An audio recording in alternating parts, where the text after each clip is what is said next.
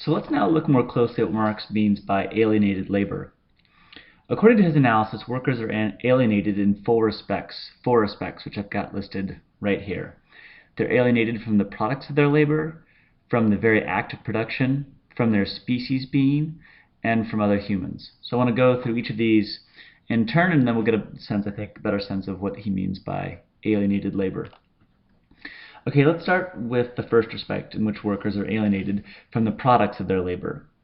We've already got a sense for this from what I said in the previous video. The basic idea is that workers are alienated from their labor because they play a minuscule role in producing those products, and the final product is not theirs. They do not own it and have little means of coming to possess it.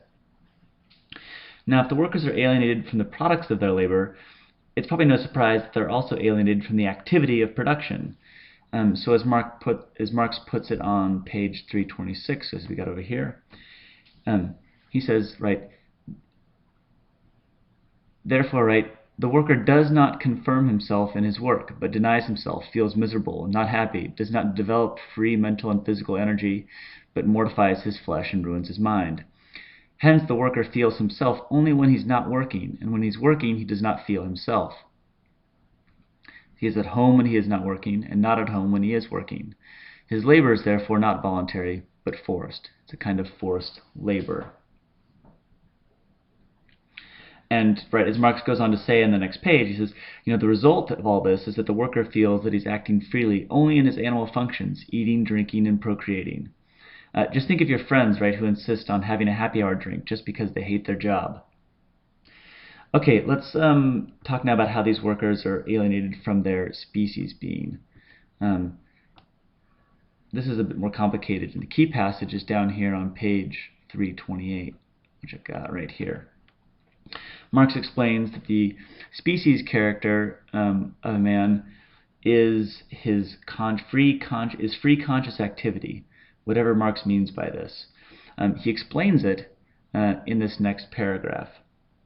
So he says, the animal is immediately one with its life activity. It's not distinct from that activity, it is that activity. Man makes his life activity itself an object of his will and consciousness. He has conscious life activity. It is not a determination with which he directly merges. Conscious life activity directly distinguishes man from animal life activity. Only because of that is he a species being, or rather he is a conscious being. That is, his life is an object for him only because he is a species being. Only because of this is his activity free activity. And a strange labor, Marx goes on to say, reverses the relationship. Okay, anyway, so what does he mean by this? I think the idea is that, whereas my dog just goes about living its life, right, I can actually step back and be conscious of my acts. I can make my acts the object of thought and reflection. So what does it mean then for workers to be estranged from their species being, from their free conscious activity? Workers in capitalism make their free conscious activity not the end of life, but the mere means for existence. So workers have to work to stay alive, and this means making free conscious activities a means for a meager paycheck, right? So workers tend not to have meaningful reflective hobbies. Instead, right, they're doing the kinds of animal activities that we mentioned earlier about drinking and eating, right? Okay, let's talk about how workers are alienated from other humans. Whoops, excuse me.